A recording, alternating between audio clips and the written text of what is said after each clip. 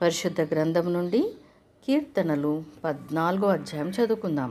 దేవుడు లేడని బుద్ధిహీనులు తమ హృదయంలో అనుకొందురు.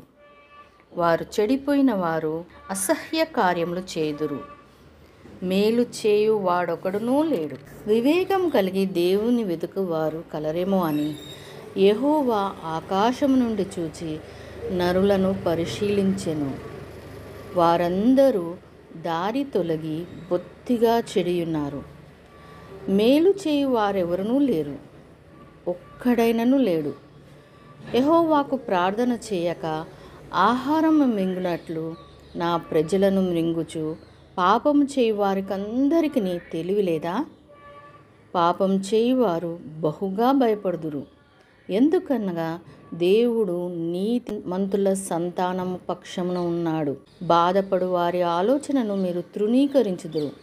అయినను యెహోవా వారికి ఆశ్రయమై ఉన్నాడు. సియోనులో నుండి ఇజ్రాయేలునకు రక్షణ కలుగునుగాక. యెహోవా చెరలోని తన ప్రజలను రప్పించినప్పుడు యాకోబు హర్షించును, ఇజ్రాయేలు సంతోషించును. దేవుడు తన పరిశుద్ధ వాక్యమును మనందరి వినికిడిలో ఫలింపచేయునుగాక. ఆమెన్.